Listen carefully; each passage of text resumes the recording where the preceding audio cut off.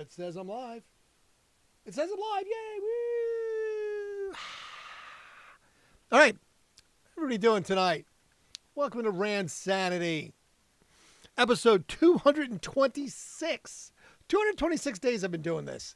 So this is the 226th episode of Randsanity. The continuing, ongoing music lesson, history, infomercial, song, concert, listing, birth, death, commentary. So if you've not been here before, you didn't miss anything because you can just jump in every single day because every single day is unique and different and it only changes slightly with the things that happen on each one of these days. So you don't miss anything by missing an episode, except you miss everything if you haven't been here before. But welcome. So tonight is the 13th of January.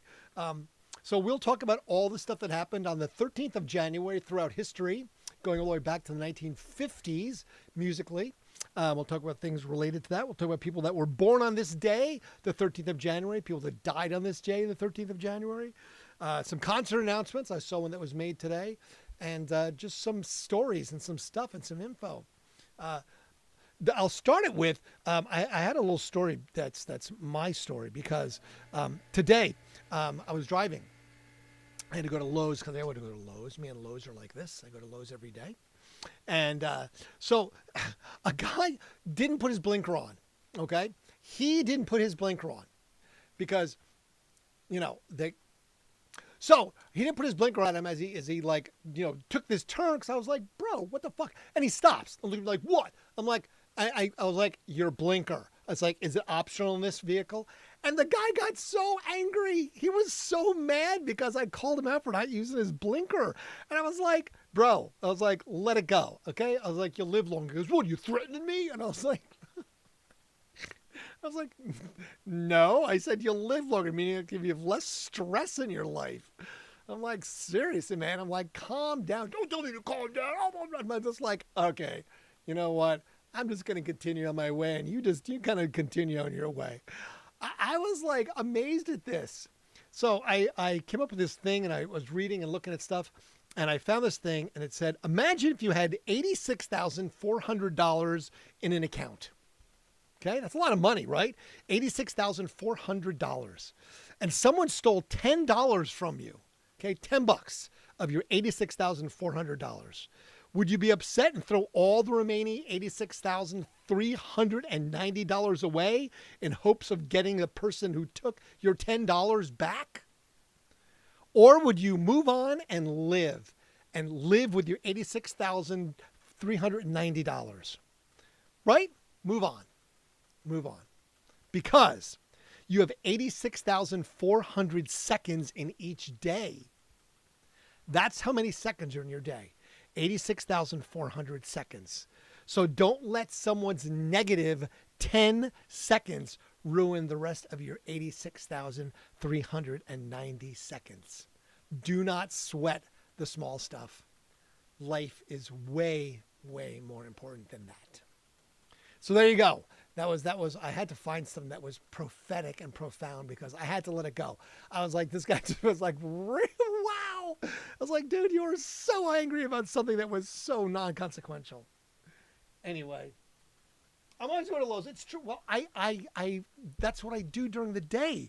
I work and do like handyman stuff.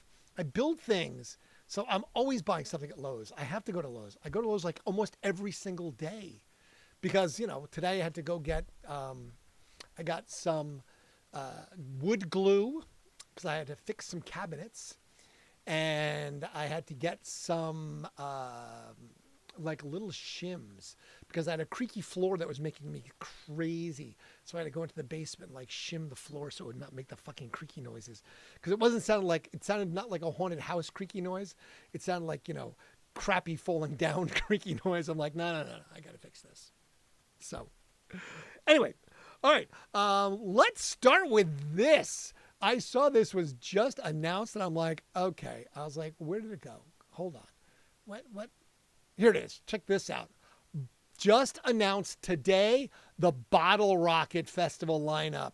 May 22nd through the 24th in the Napa Valley. The first taste of summer. Okay, Foo Fighters, Backstreet Boys, Lorde, Teddy Swims, LCD Sound System, Lil Wayne, Zedd, Somber. Those are all the headliners. And then you've got like this entire just cacophony of stuff. Ludacris, Papa Roach, Mount Joy, Slightly Stupid, Rilo Kiley, AJR, Busta Rhymes, Shaka Khan, Joan Jett and the Blackhearts, Bush, Kool and the Gang, Delaware Gutter, Got Borns, Men at Work, let's see, Tom Morello, Cut Copy, Better Than Ezra, The Beths, Arrested Development, Almost Monday, Good Neighbors, Midnight Generation, Chevy Metal, Buffalo Traffic Jam. I mean, it's like, what? So, yeah, this is a pretty solid lineup. I mean, it's definitely a solid. And it's in a great setting. It's in Napa Valley. So it's this always sort of eclectic, this festival. It's definitely one of the more eclectic ones that's out there. So Bottle Rocket, Napa Valley, it keeps this really diverse lineup happening in 26. Like I said, Foo Fighters headlining, Backstreet Boys headlining, Lorde, Teddy Swims, LCD Sound System, Memorial Day weekend, Napa Valley, California. 22nd to the 24th at the Napa Valley Expo Center. It also has Lil Wayne, like I said, Ludacris, Papa Roach, Mount Joy, Slightly Stupid. It's solid. I mean, it's a solid lineup. 3-day general admission tickets and all fees, including tickets, begin at $475 and go on sale 10 a.m. tomorrow. Tomorrow they go on sale, Pacific time, because it's out west. 6 stages, beautiful setting. It's definitely worth going. And see, this is what I'll talk about. $475. Okay, I will pay $475 to go to a festival. Easy. Okay, because look, think about this. You're going to go see Paul McCartney, and to see a ticket, the cheap seats were like almost $500 here in Columbus. I'm like, I've seen McCartney, and $500 to see one artist is fucking ridiculous. Okay, ridiculous. But I could spend $500 and I can catch, I don't know what, 30 artists within a 3-day festival. I can easily do 10 a day. If not even that, I can do 10. That's only what, $47 an artist? I'm in. And especially because the artists, like I said, Foo Fighters, Backstreet Boys, Lorde, Teddy Swims, LCD Sound System, right there, worth $475. Then throw in Ludacris, Papa Roach, Mount Joy, Slightly Stupid, Busta Rhymes, AJR, Shaka Khan, Joan Jett, the Blackhearts, Bush. Yeah, see? Festivals. Save your money, go to festivals. They're definitely the way to go. Plus, they're a lot more entertaining. The crowds are always awesome at festivals. So, Bottle Rocket Festival, May, Memorial Day, make it happen. There you go. There's your concert announcement for the day. What happened on this day? We're going to go back to 1962 on January the 13th. Chubby Checker went to number 1 on the U.S. singles chart with The Twist. It's the song that first went to number 1 in September of 1960 and became the only record in American chart history to top the chart on 2 separate occasions. And the name of the dance is the Hoppin' Man Twist. Chubby Checker and The Twist. The Beatles recorded a TV appearance on the ABC television network, Thank Your Lucky Stars, in Birmingham, playing their new single, Please Please Me. The show was broadcast on January 19th. This happened in 1963. The Beatles in the United States of America. In 1965, Bob Dylan started recording Bringing It All Back Home album, where it was held at Studio A and Columbia Record Studios in New York City. Dylan recorded Subterranean Homesick Blues and It's All Over Now, Baby Blue. I do like Subterranean Homesick Blues. There are some good Dylan songs. I mean, he definitely is a bit, and I don't think I'm going to pay the $400 to go see him play here in Columbus. Again, if you're going to spend that kind of money, go to a fucking festival. That's all I'm saying. It's just a matter of economics, ladies and gentlemen. Just a matter of economics. Now, you know that you must be good when you have in the audience both Paul McCartney and Ringo Starr. They went to the Bag o' Nails Club in London, England on the 13th of January 1967 to go see Jimi Hendrix. And they're the only two ones that are left, Paul and Ringo. So, see, if you miss seeing Hendrix, you didn't make it as a Beatle, apparently. That's right there. That's the conclusion. Okay? George Harrison didn't see Jimi Hendrix. He didn't, he's not with us. John Lennon didn't see Jimi Hendrix. Not with us. So that's the glue right there. Jimi Hendrix gave Paul McCartney and Ringo Starr additional life by him leaving us at 27. He gave them extra years. Sort of like the Green Mile, right? He kind of did it. 1968, Johnny Cash played a show. All right, no big deal. Which show was it? The show was Folsom Prison near Sacramento, California, in front of 2,000 inmates. He really actually did that. It was recorded, and when it was released, the lead song, Folsom Prison Blues, an update of his 1956 hit, became one of the most famous recordings of his career and of all time for Johnny Cash. Folsom Prison Blues. He actually played in front of 2,000 inmates. Now that, I mean, they don't do that anymore. They don't allow like concert guys to go play for inmates anymore. I think it's much more punitive now. You know, that's kind of like, all right, you guys were good. You didn't cause any riots. We're going to let you watch little Johnny Cash. Now it's like, yeah, you're good. We won't throw you into the holding cell and let you go to the showers and, you know. So, Yishka. In 1969, Elvis the Pelvis began a 10-day recording session that would produce his final U.S. #1 record, Suspicious Minds. The tracks were laid down at the American Sound Studio in Memphis, Tennessee, and it marked the first time Presley had recorded in his hometown since his Sun Record days in 1956.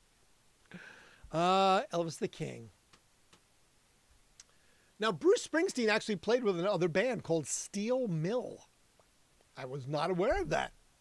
And apparently, he played at the Matrix in San Francisco in 1970 on January the 13th. Boz Scaggs was scheduled to headline, but he canceled at the last minute due to illness. Oh, poor Boz Scaggs. He was ill. But I guess this rock critic, Phil Elwood, not of Jake and Elwood of the Blues Brothers, who turned up intending to review Skaggs, ended up writing a highly favorable review of Steel Mill for the San Francisco Examiner. I did try and find that review, but it was behind a paywall, and I was like, yeah, I'm not going to pay to like get a review of Bruce Springsteen from, 40 fucking years ago, 50 years ago. In 1973, Eric Clapton made his stage comeback at the Rainbow Theatre in London with Pete Townsend, Ron Wood, Steve Winwood, a couple other people. The night's 2 shows were recorded for the Rainbow concert album. Pete Townsend from The Who had organized the concert to help Clapton kick his heroin addiction. Nothing like, let's go perform live with a bunch of other musicians. Like I said, let's go perform live with a bunch of other musicians to kick a heroin addiction. For some reason, I don't think that's like the best option. I could be wrong.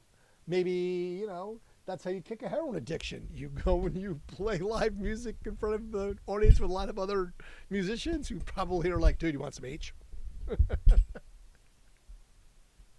I could be wrong. I mean, it's very possible. Maybe they were all not offering him heroin, but I just don't think.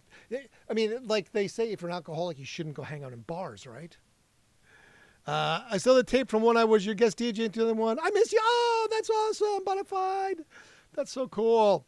That's great. You should still have that. If you don't have that, that's not good. We want that. Okay? You want to have your guest DJ spot. Now, did you get a trophy? That's all I want to know. Did you actually get a trophy? Because you're supposed to get a trophy. We used to give away trophies.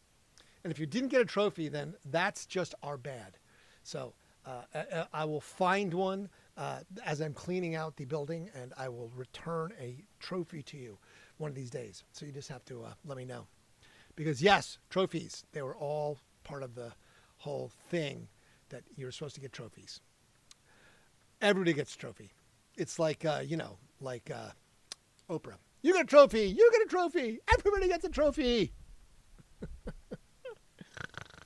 In 1978, the band The Police, with a budget of only about $1,800, borrowed from Stuart Copeland's brother, Miles Copeland. The Police started recording their debut album at Surrey Sound Studios in Surrey, England, with producer Nigel Gray. The album Outlandos d'Amor, which was released in November of this year, featured the hits So Lonely, Roxanne, and Can't Stand Losing You. 1978. All three hits, by the way, which is amazing, which is a beautiful thing. Now, okay, this.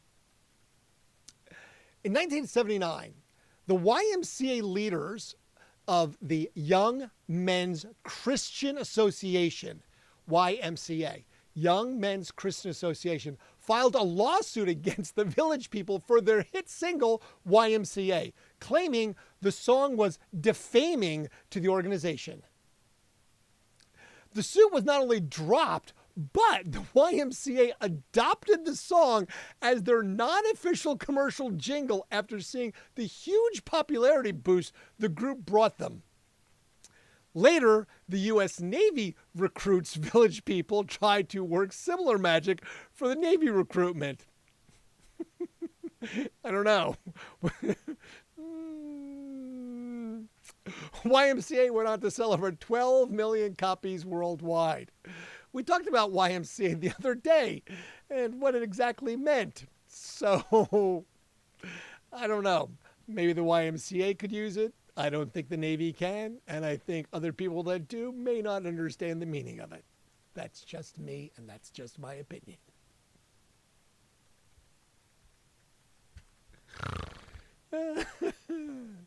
Just saying. Let's see. Now, unfortunately, because, again, it's still that time of year. It's January. We're kind of in the music industry doldrums. Every other thing here is like, this person died, this person died, this person died, this person died. So I'm just not going to go through this whole list of, like, you know, the long list of people that died because it sucks. Donny Hathaway. He was a gospel singer. He died. That was 1979. Let's see. Now, this is interesting because I went to look for this, and I'll get back to this in a little bit.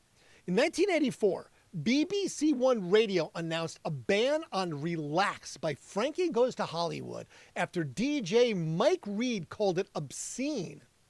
A BBC TV ban also followed. The song went on to become a UK #1 hit and spent a total of 48 weeks on the UK chart. Now, that I was like, interesting, okay? So as part of that, I'm like, let's go find some songs. Now, to totally digress and go sideways on this one, songs that get banned on the radio for all kinds of reasons, like suggestive themes, saucy music videos, anti-monarchist sentiments, the list goes on. So here's 4 of them that still found huge success even while they were banned on the airwaves. The first one is Frankie Goes to Hollywood with Relax. It debuted in 1983. Relax scaled the charts, but not before it was banned by the BBC Radio. The song's promotion was already a calculated attempt to shock listeners, orchestrated by ZTT Records and co-founder Paul Morley. He focused on themes of sex, war, and religion in the band's singles to court controversy. He hoped it would translate into chart success, and it actually did. And so Morley actually knew what he was doing when it came to this. Upon its release in 1983, Relax slowly climbed the UK charts, and it stopped at number 35.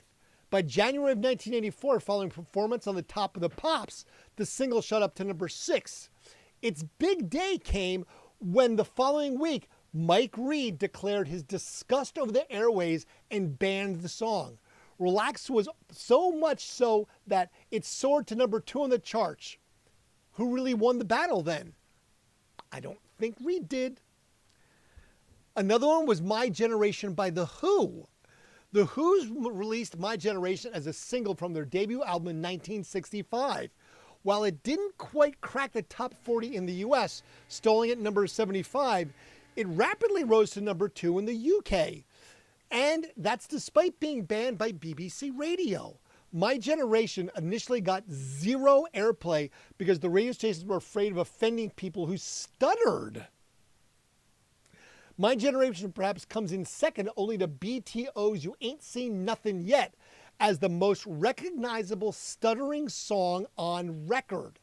At the time, the BBC banned the song from the airways to prevent angry listeners' response. Instead, pirate radio stations took over, blasting the song to the people. Even while banned, My Generation climbed the charts and sold 300,000 copies, causing the BBC Radio to lift their ban. Now, we're going to talk about this one all the time because the punkest punk band in the world, the Sex Pistols' second single, God Save the Queen, was gunning for a ban as soon as it was released in 1977. Not only was it not particularly flattering toward the monarchy, but it was also released during Queen Elizabeth II's Silver Jubilee. Talk about some purposeful timing. Both the BBC and the Independent Broadcast Authority, the IBS, banned the song completely, and members of the band were even attacked by pro-monarchist citizens.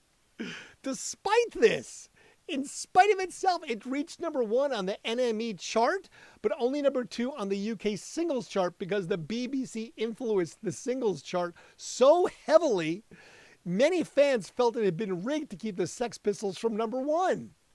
They might have been far off, though. Several major retailers refused to sell the single.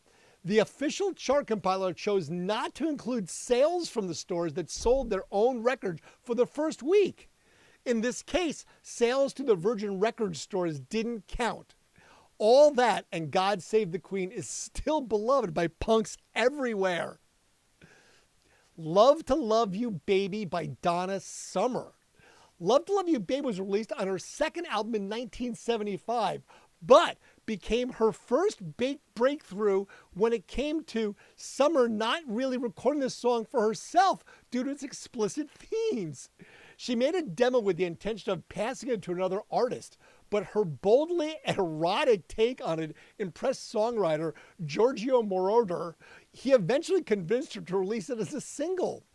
That impressive eroticism stretched to 17 minutes and taking up the entire first side of the record. It wasn't totally well received. In the UK, the BBC refused to promote the 4-minute single version, as well as not even release it in 1976. However, it still reached number 4 in the singles chart. The US was a bit more receptive, sending it to number 2 and giving Summer her first top 40 hit.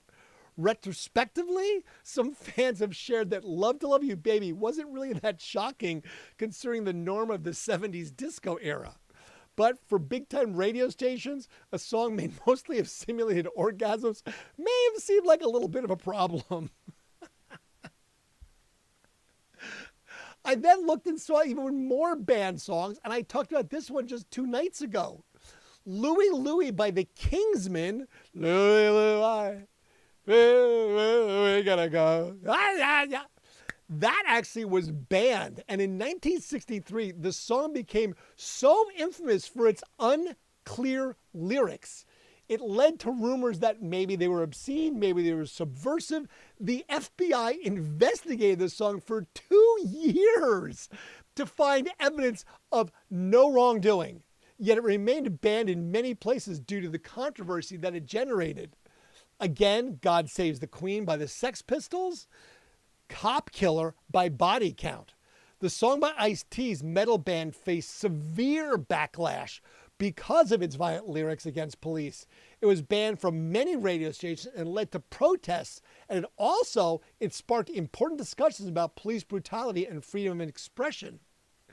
Loretta Lynn, she even got banned for the song The Pill, celebrating women's reproductive rights. This is a 1975 country song, which quickly was banned by most radio stations for its controversial subject matter. it also became a significant part of the conversation around women's liberation.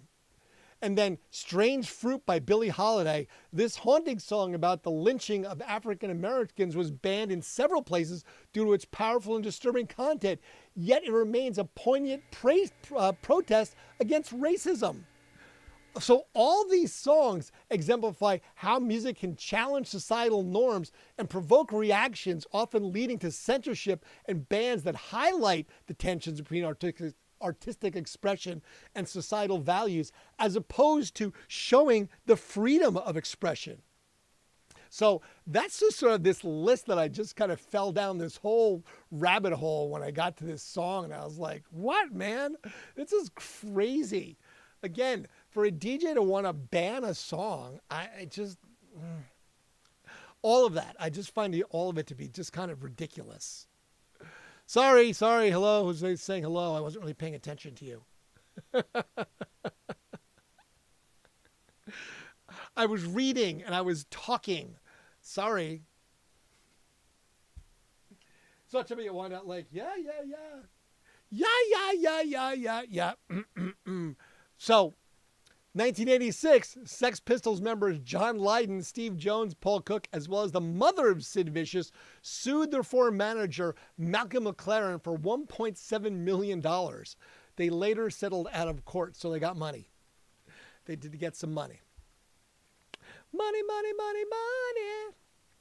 In 1990, New Kids on the Block had their second and last #1 in the UK with Hangin' Tough. They had a further 7 top 10 hits by the end of 1991. They broke up after that, but set the scene for numerous boy bands throughout the 90s.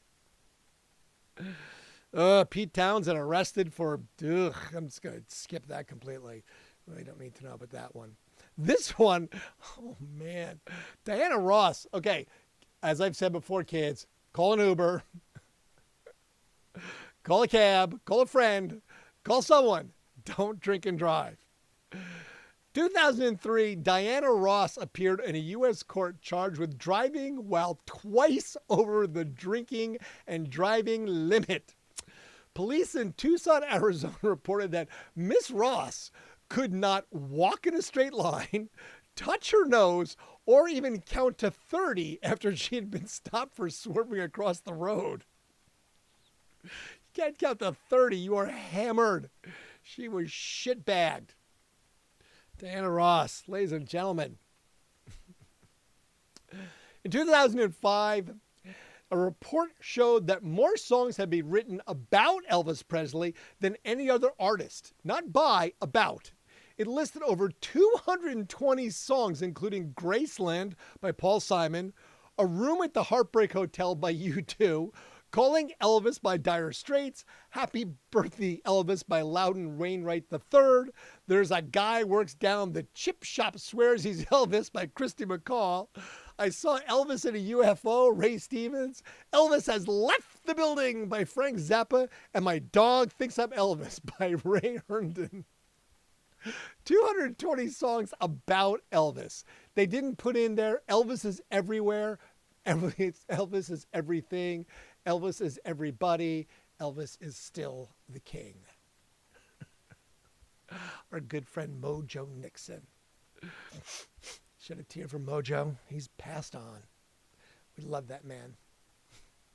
A plaque of the Beatles' iconic Yellow Submarine, which was stolen 6 months ago from the Liverpool's Albert Dock, was set to be replaced by a new creation. The 5-foot design featured the faces of John Lennon, Paul McCartney, Ringo Starr, and George Harrison peering through its portholes. The new submarine would hang outside the museum dedicated to the band The Beatles Story. This happened in 2010. I'm assuming it's been stolen at least twice since then. Of course it got stolen. What do you think's going to happen? That's what people do. Also in 2010, Beyonce and Jay-Z were named Hollywood's top-earning couple by Forbes magazine. The pair earned an estimated $122 million between June of 2008 and June of 2009, more than any other couple, married or unmarried. I mean, that's the Hollywood couple. I can't imagine that it's no other couple could do that. I mean, right? Let's see. Teddy Pendergrast died 2010. We're not going to go into why. Rolling Stones manager Giorgio Golinsky, 2016, died. I told you there's a lot of this tonight. 2016, Ed Sheeran's new single Shape of You and Castle on the Hill entered the UK singles chart at number 1 and number 2 respectively.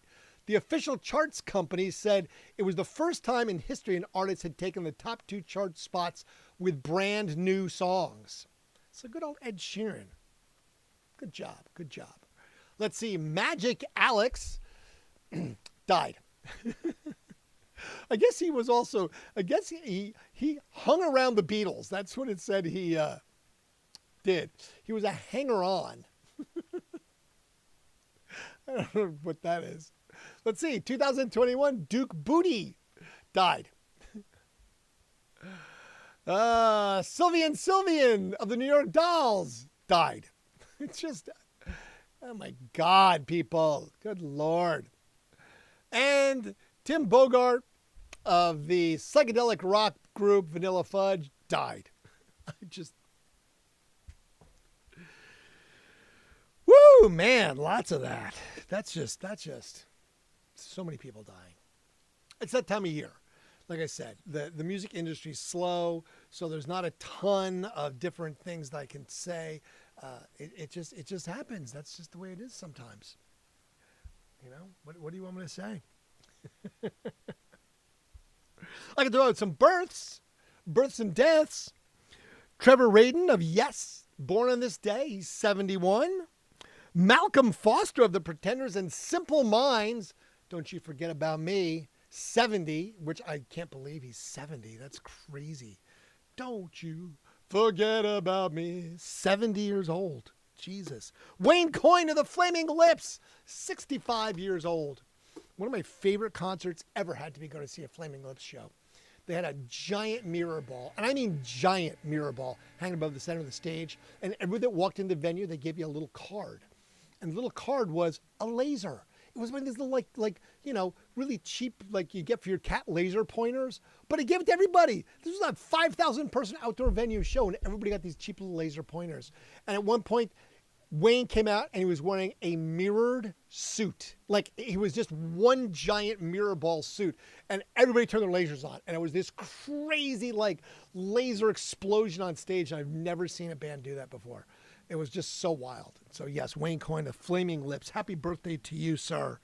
Always, always, always a good time. 65 years old today on January the 13th. Robert Stack of Unsolved Mysteries. He would have been 107 today. He died in 2003. Rip Taylor of The Gong Show. Oh, he's throwing stuff in the air. He died in 19, but he would have been 95 today. William Davis. Who's William Davis? He's the smoking man on The X-Files. He actually has a name. He's 88 today. Maybe he didn't really smoke, or I don't know. He's pretty good if he can smoke and still be alive at 88. Let's see. I can say hi.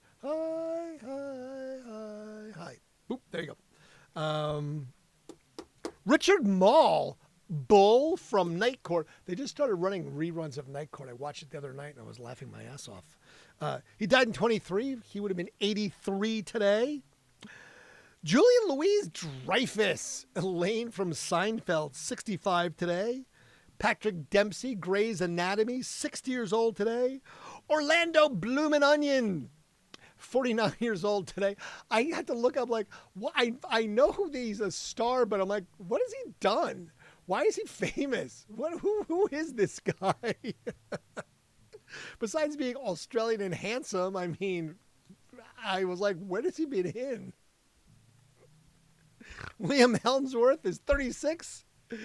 And Natalia Dreyer from Stranger Things is 31 today. That's standing.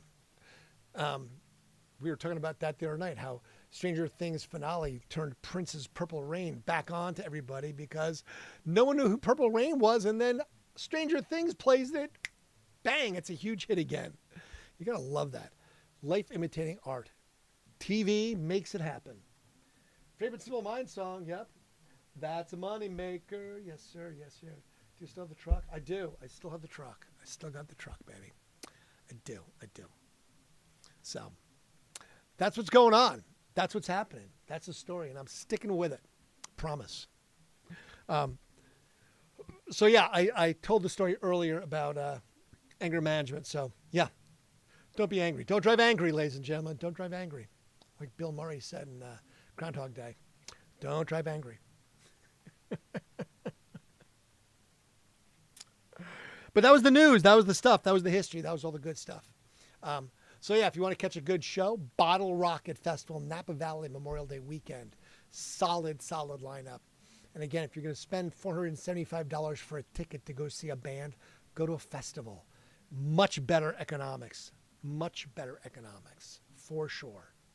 Because if you're going to spend that kind of money, you might as well see 10 bands or 20 bands, not one. Just saying, a concert experience is a concert experience. So, live music lives.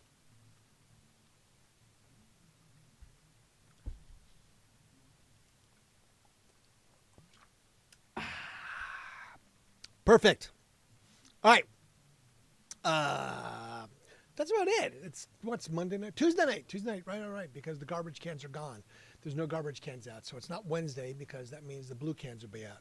So that means it is Tuesday night, ladies and gentlemen. So I'm not sure what happens on Tuesday nights anymore. You know, if you got anything going on a Tuesday night, just let me know. I don't really know. I did find this funny. In 2020, Queen Elizabeth issued a statement saying that she reluctantly supports Prince Harry and Meghan Markle's wish to live a more independent life. Reluctantly. Ah, the Queen. God save the Queen. The Sex Pistols had it right. That's why they're going to be always the punkiest punk band ever. All right. I'm going to move over here. Change cameras so I can look right at you and say thank you. Thank you for being here tonight. Thank you for watching. Thank you for listening. Thank you for being part of the history which makes this. I enjoyed my time together with you as always. Oh, shit. Did I do that? Sorry. my finger spasmed. I hit fade to black without even saying it. I didn't even get a chance to say my famous line. So I appreciate you. Thank you so much for being here tonight. I look forward to seeing you again here soon, like tomorrow, because I'll do this all again. So don't forget to like, subscribe, share, watch. Yes, watch TikTok videos, please, because some of my things are stuck in that 300 hell, and it makes me crazy. So just watch them, damn it. All right. Parting of such sweet sorrow, but and then I say until tomorrow. Fade to black.